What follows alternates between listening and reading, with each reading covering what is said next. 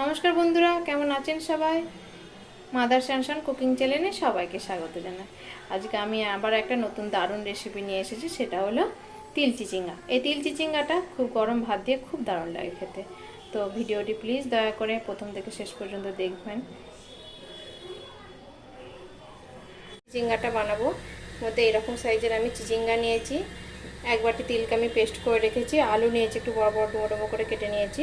পেঁয়াজকে কুচি নিয়েছি। দৈনন্দিন যেসব মশলা, জিরে গুঁড়ো, পাঁচফোড়ন, হলুদ গুঁড়ো, ধনে গুঁড়ো আর লঙ্কার গুঁড়ো, আর একটা শুকনো লঙ্কা নিয়েছি। এরপর কিছুটা পাঁচফোড়ন দেবো, 1 চামচের মতো পাঁচফোড়ন দিলাম, আর একটা শুকনো লঙ্কা দিলাম।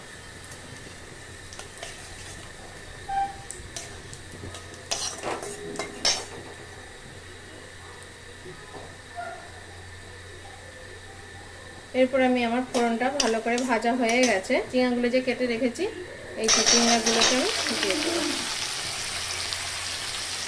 চিচিঙ্গাগুলোকে আমি হালকা করে একটু ভেজে নেব।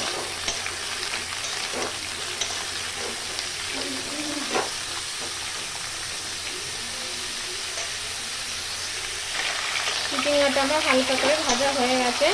এর উপর আমি আলু আর পেঁয়াজটা দিয়ে দেবো।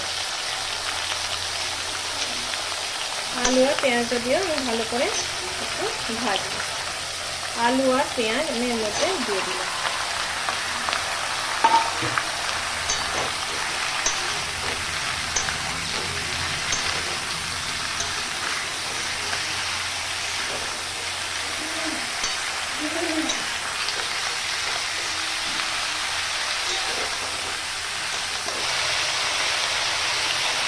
এরপর আমি সবজির মধ্যে কিছুটা পরিমাণ নুন দিয়ে দেবো।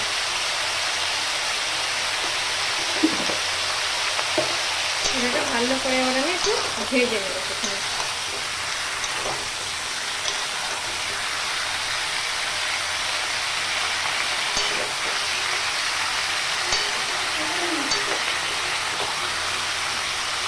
ঢাকা দিয়ে দিয়ে একটু টমেটোটা ভালো করে ভাজবো। দেখুন বন্ধুরা, আমার এগুলো কিন্তু হালকা করে সব সবজিটাকে আমি ভেজে নিয়েছি প্রথমে। এরপরে যেসব দৈনন্দিন যে মশলাগুলো, গুঁড়ো মশলাগুলো, সেগুলো আমি একে একে দিয়ে দেবো। এরপর দিলাম 1 চামচের মতো হলুদ গুঁড়ো, আর একটু দেবো। হলুদ গুঁড়ো দিলাম। লঙ্কা গুঁড়ো দেবো, 1.5 চামচের মতো লঙ্কা গুঁড়ো দিলাম। ধনে গুঁড়ো দিলাম 1/2 চামচ, আর জিরে গুঁড়ো দিলাম 1/2 চামচ। এরপর এটা ভালো করে কষে নেবো, এটা মশলাগুলো দিয়ে।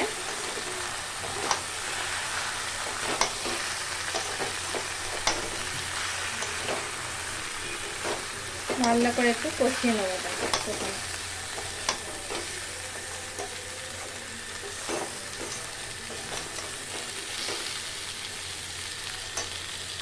ভালো করে কষা হয়ে গেছে। এবারে যে আমি ছোট বাটির 1 বাটি তিল বেটে রেখেছিলাম, এই তিল বাটাটা পুরোটা দিয়ে দেবো।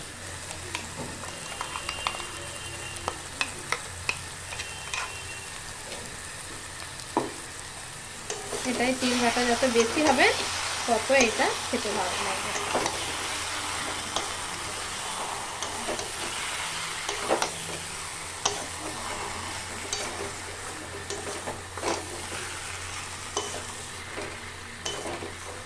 এবার একটু টাইম নিয়ে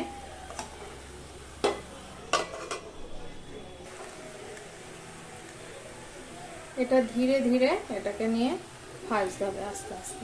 দেখুন কত মোটা মোটা আলু দিয়ে সব কিন্তু সেদ্ধ হয়ে গেছে না, তো এটা একটু টাইম নিয়েই করতে হবে। আমার এখন এটা কিছুক্ষণ হবে।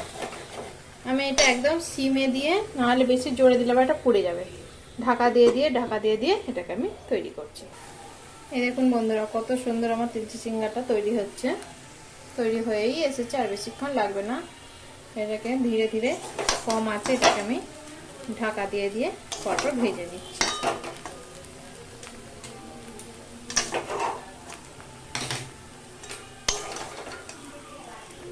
আর একটু হবে ভাজা।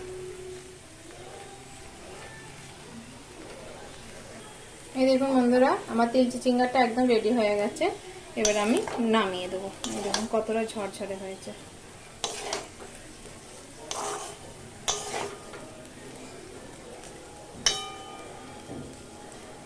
এটা গরম গরম ভাতের সাথে খুব সুন্দর লাগে খেতে।